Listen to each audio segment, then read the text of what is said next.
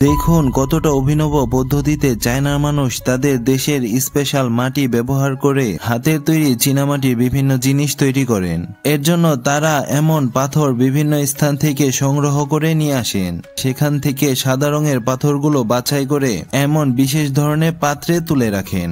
এরপর সেই পাত্রকে এমন বিশেষ স্থানে রেখে আগুনে পোড়েন। অনেক দীর্ঘ সময় নিয়ে তা আগুনে পোড়া সম্পূর্ণ করেন।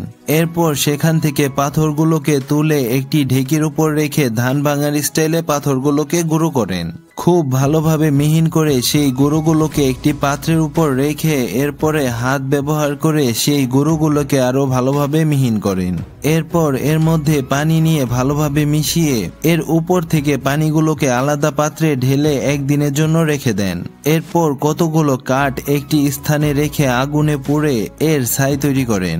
এরপর সেগুলোকে নিয়ে ভালোভাবে একটি পাত্রে ছেঁকে রাখেন।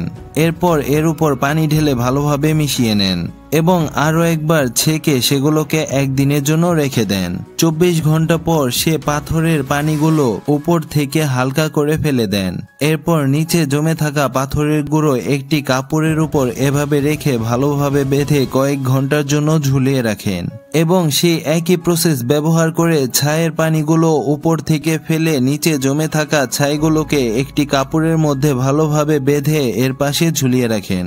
এরপর তাদের স্থানীয় এই বিশেষ মাটি চীনামাটি একটি চাকার উপর এভাবে রেখে ঘুরিয়ে ঘুরিয়ে আমাদের দেশে কুমাররা যেভাবে মাটির জিনিস তৈরি করে সেই একই পদ্ধতি অনুসরণ করে এমন কাপ তৈরি করতে শুরু করলেন। তারা অনেক বছর ধরে এই কাজগুলো করে এসেছে, তাই তাদের হাতের মাপ খুবই নিখুঁত হয়ে থাকে।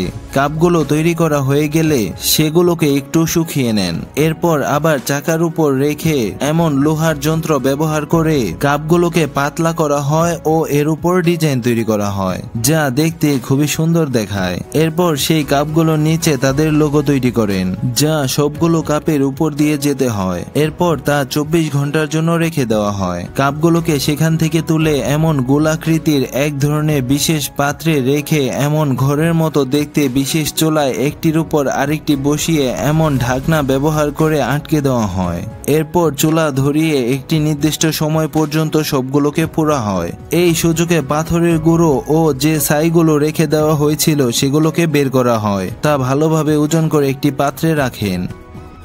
এরপর এর মধ্যে পানি ঢেলে মিশ্রণগুলোকে ভালোভাবে মিশিয়ে এ ধরনের ঘন তরল তৈরি করা হয়। এরপর চুলা ওপেন করে এর ভেতর থেকে সেই বিশেষ পাত্র বের করে আনা হয়। দেখুন কাপগুলো পুড়ে সাদা হয়ে গেছে।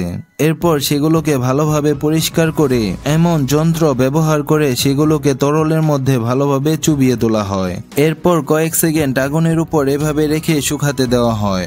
আর এই কাজটি সবগুলো কাপের উপর রিপিট করা হয়। এরপর তা সুন্দর করে সাজিয়ে শুকানো হয়। যখন কাপগুলো ভালোভাবে শুকিয়ে যায় তখন সেই বিশেষ পাত্রের উপর পুনরায় রাখা হয়। সেই পাত্রটিকে আবার চুলার ভেতরে একটির উপর আরেকটি সাজিয়ে রাখা হয় এবং সেই চুলাটি ভালোভাবে আটকিয়ে এর নিচে আগুন ধরিয়ে দেওয়া হয়। এ পর্যায়ে আগুনের তাপ একটু বেশি উত্তপ্ত করা হয়। একটি নির্দিষ্ট সময় কাপগুলোকে পুড়ে সেই চুলা থেকে বের করে আনা হয়। এরপর সেই পাত্র এভাবে খুলে এর ভেতর থেকে কাপগুলোকে বের করে আনা হয়। এর নিচে থাকা বাড়তি অংশকে সরিয়ে এর দাগগুলোকে মুছে দেওয়া হয়, যার ফলস্বরূপ আমরা এমন চীনেমাটির কাপগুলো পেয়ে থাকি। কাচের বিকল্প হিসেবে এটি আমরা ব্যবহার করে থাকি।